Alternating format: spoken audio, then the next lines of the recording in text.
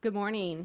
My name is State Senator Rachel Ventura. I represent the 43rd District, which covers most of Joliet, Bolingbrook, Romeoville, and surrounding areas. Today, I'd like to discuss a historic piece of legislation that I have introduced called the Compassionate Use and Research of Entheogens, or the CURE Act, Senate Bill 3695. Under this measure, psilocybin, more commonly known as magic mushrooms, would be legalized in Illinois under supervised use to provide life-changing treatment to help Illinoisans suffering from PTSD, anxiety, depression, substance use, and more. Our world is experiencing epidemic levels of mental health. Existing treatments fail to address the suffering of hundreds of millions of people worldwide affected by conditions such as PTSD, depression, and other addictions. On average, 15% of people with serious depression end up committing suicide, and is increasing for most demographics in Illinois. Emerging research indicates that psychedelic medicine has the potential to be a breakthrough in treating these and other conditions. By allowing for new pathways to connect in the brain, we can provide treatment that offers real solutions as seen on this chart. An estimate of 6.8% of Americans will have PTSD at some point in their life. Trauma specialist Bessen van der Kerk said, for every war veteran with PTSD, there are 30 children with PTSD having been abused early in life. Approximately 870,000 U.S. veterans receive disability payments for PTSD from the U.S. Department of Veterans Affairs, costing an estimate of $17 billion a year. Preliminary research of Heroic Hearts Project Psychedelic Program in King's College London suggests that over 80% of veterans experiencing significant improvement after participating in just one psychedelic program. There have been so many benefits to psilocybin that could make real change in one's life. 1 in 20 U.S. adults experiencing serious mental illness each year. In Illinois, 403,000 adults have a serious mental illness. From February 1st to the 13th of 2023, 28% of adults in Illinois reported symptoms of anxiety and depressive disorders. If these Illinoisans have access to psilocybin under the state licensed supervised treatment facility, we could see a significant positive change in mental health across the state. I would also like to highlight that under Senate Bill 3695, psilocybin would not be available for retail sale. Psilocybin must be produced by a licensed manufacturer and sold at a licensed distribution center and administered under the supervision of a licensed facilitator. Additionally, this measure would establish a 15% tax on the sale of psilocybin, an advisory board which would help the Illinois Department of Financial Professional Regulations would create a training program, the ethical standards, and the licensing requirements, and finally requires local law enforcement agencies to automatically expunge the records of individuals cited with psilocybin possession. When cannabis was originally being considered to become legal in our state, there was a stigma around plant medicines. We're dedicated to eliminating those obstacles in healing in Illinois. And additional options emerge for the public. My aspirations is that plant medicines will shed their stigma and be recognized for their safe and medical benefits. There are numerous advocates here standing with me in support, but I would like to introduce Rep. Ford next, who originally filed HB1 to talk more on the bill. Thank you, Senator, and Shawn Ford, State Rep of the 8th District, and it's such a great honor to be working with you, Senator, that, I mean, you're really dedicated to this, and you've uplifted the cause that we've been fighting for some time. So I'm in full support of this treatment for mental health support for veterans, for people that have life-ending diseases like cancer. You know, it's been proven through research and studies. That's where we're taking our lead from. Johns Hopkins University and other big-time medical schools and institutions have taught us that this is the right thing to do. This is not something that we are doing because we want to make available a drug to people that's sick or having behavioral health challenges. This is something that has been around for a very long time. So this campaign is to not only pass a bill, but to support people that believe in this treatment and to educate those that don't yet understand it. Since we've been working on this, we've learned a lot from the advocates that really understand the benefits of this treatment. And because of that, I think that Illinois should definitely not keep their eyes closed, open their ears to the truth. So this is a campaign about making sure that the truth is told about this natural medicine that actually helps people. And it's also a campaign to make sure that we're not criminalizing people for doing what works for them. We've seen how prohibitions hurt taxpayers and how prohibitions fill our criminal justice system for something that actually is a benefit to those that need the help. And so for that, I hope that our colleagues in the House and Senate will listen to the advocates as they campaign to tell the truth about this drug that works. This is not a recreational drug. We believe that we could train individuals to provide this therapy to those that believe in it, and for those that have tried traditional medicine. The Senator and I and people up here have actually talked to people that traditional medicine did not work for. And somehow they were able to find their way to this medicine, and it worked. How could the state of Illinois, how could government stand in the way of something that benefits a human being? So this campaign is about making sure that we help people.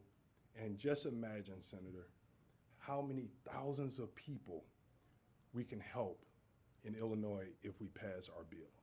Thank you so very much. I'd like to introduce retired police officer Dave Franco, also a part of the Law Enforcement Action Partnership. Thank you, Senator. Thank you, Representative Ford. My name is David Franco. I'm an adjunct professor of criminal justice at Wright College in Chicago. I was also a Chicago police officer for 31 years. I'm advocating on behalf of myself and as a member of Law Enforcement Action Partnership, LEAP, in support of the CURE Act. LEAP is a nonprofit organization made up of police, prosecutors, judges, and other criminal justice professionals whose mission it is to make communities safer by focusing law enforcement resources on the greatest threats to public safety and working toward healing police-community relations. Law enforcement officers are called every day to deal with people in mental health crises. When police respond, they may arrest or use deadly force on someone in that mental health crisis. I know this firsthand, having investigated the shooting of Quintonio LeGrier and Betty Jones by Chicago police officer Robert Rialmo. Quintonio LeGrier was that someone having a mental health crisis. Betty Jones was the downstairs neighbor caught in the line of fire. This is unfortunately not uncommon. According to a report by the Illinois Criminal Justice Information Authority, individuals with untreated mental health issues are 16 times more likely than the average person to lose their life during a police encounter. National Institute of Health research demonstrates that clinical psilocybin interventions offer hope for people living with chronic psychological distress. In 2020, the Journal for Psychopharmacology determined that many of the mental health disorders that psychedelics may alleviate are found in high rates of criminal offenders. For those who have already been arrested for a crime, psychedelics have been shown by a study of over 200,000 inmates to substantially reduce the likelihood of reoffending.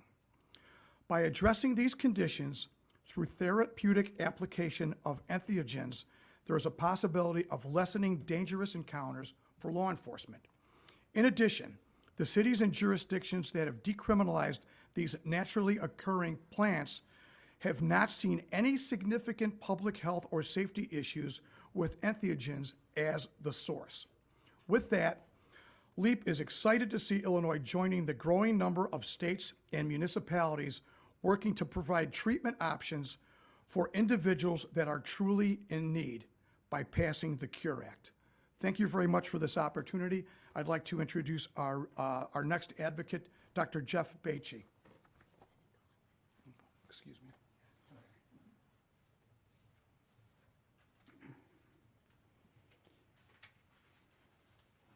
Okay, my name is Dr. Jeff Beachy. In my roles as a professor, researcher, drug policy advocate, and psychologist, I've come here to speak in support of the groundbreaking bill for psilocybin services in Illinois known as the CURE Act. A decade ago, I began my research on the healing potential of psychedelic substances and treating a range of mental health issues. In short, I've come to find through a robust body of research that these substances offer tremendous healing potential, especially when used in an intentional and supportive environment. These substances can promote mental health, well-being, spiritual development, creativity, and personal growth, whether or not a person has a mental health diagnosis.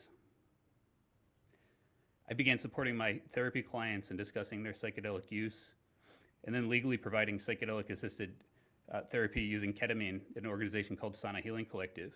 This work has changed the direction of my career. I've witnessed the profound impact of these experiences on problems like addiction, depression, post-traumatic stress disorder, anxiety disorders, and chronic suicidal ideation, even among clients who've exhausted every other treatment option without much benefit. Time and again, I've met individuals forced to use psychedelics, including psilocybin, in less than ideal settings, forced to take unnecessary risks due to the criminalization of these substances due to their legal status. Our long-standing war on drugs has failed us. It not only suppresses the scientific evidence supporting the therapeutic benefits of psilocybin and similar substances, but also perpetuates harmful stigma and misconceptions. By criminalizing these substances, we force vulnerable individuals into solitary journeys, devoid of adequate support, information, or professional guidance. The CURE Act represents a pivotal moment in our state's approach to mental health and wellness. By establishing licensed providers and service centers and a training system to ensure quality services and accountability, we can create safe, supportive, and accessible environments for healing. I urge you to join me in supporting the CURE Act. Let's listen to the voices of those who've sought healing through psilocybin and similar substances and honor their struggles by enacting meaningful reform. I'd like to call Katie Sullivan.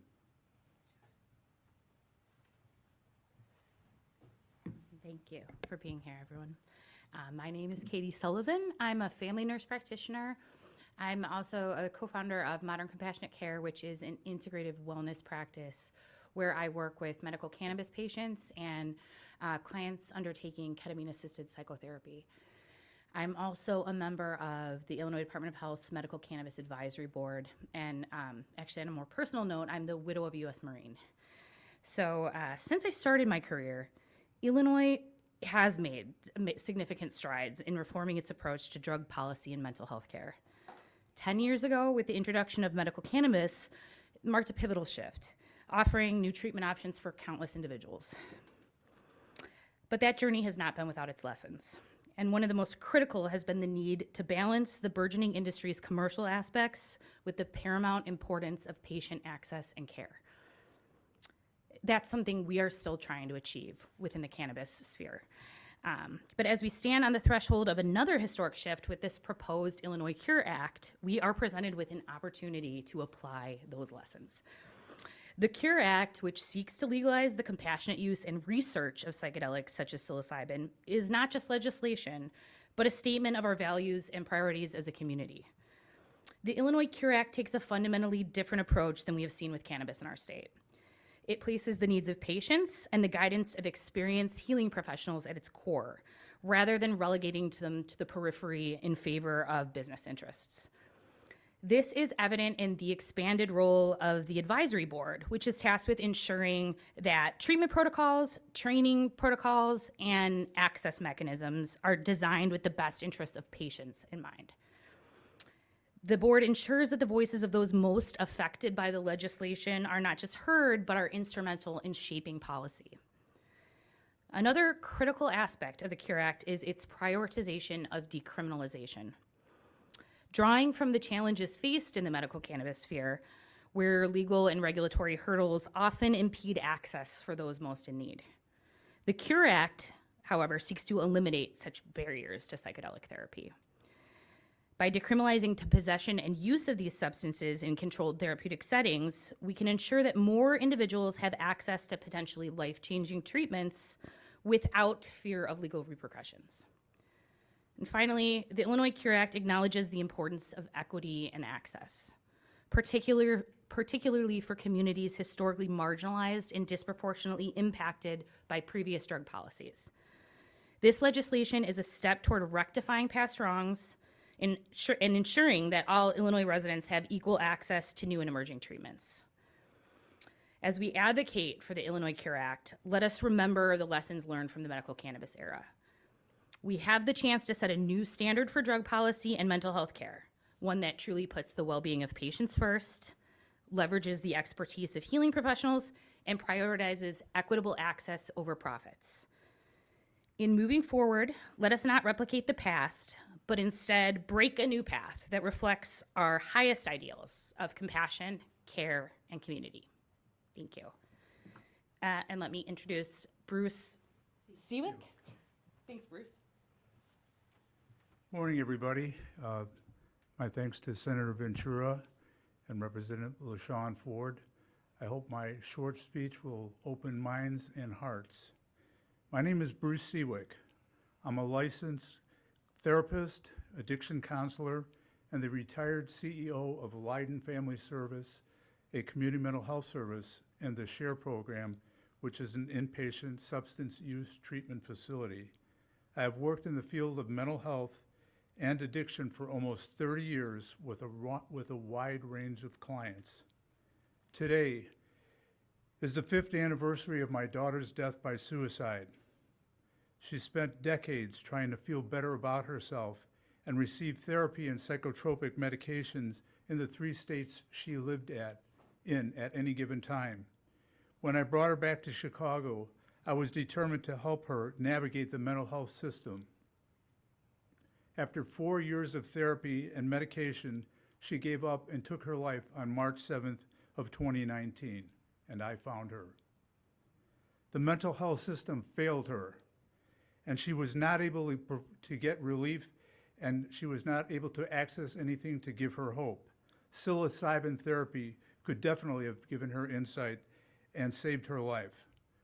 The Mental Health Summit, a coalition of more than 40 mental health organizations of which I am a member, enthusiastically supports these bills, as do I. It will save lives. Thank you. I'd like to open up to any questions. Yeah, obviously, it's still a Schedule I drug by the DEA. Is there any concern about that and the fact that it's still illegal under federal law?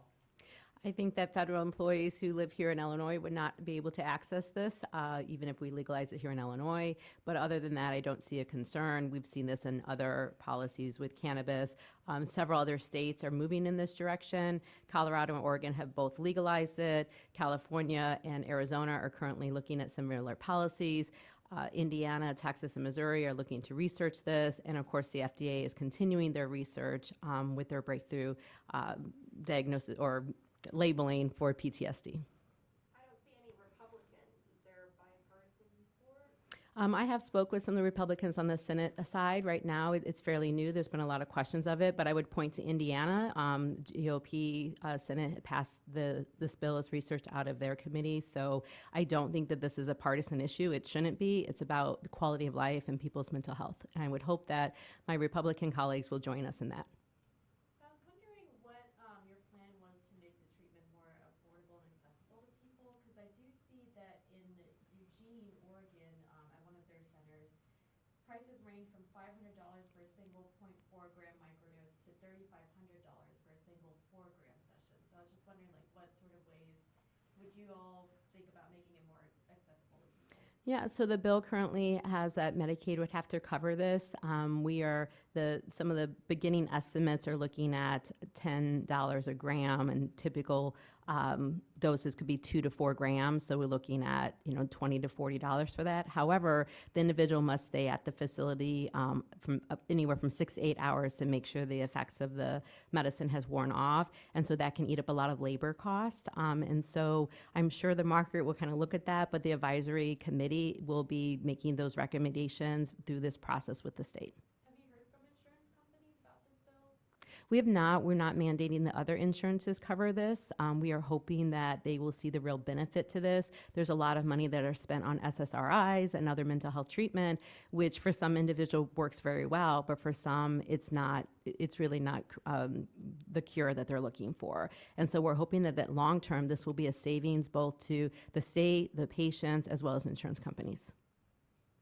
And I was also going to ask too about like the pharmaceutical industry. I know that they've been opposed to Ford's bill as well. I was just wondering if you've been in talks with them or. I have not, but I will say that I put patients over profit, and I'm happy to have that conversation with them any day they want to knock on my door. Thank you. Thank you so much.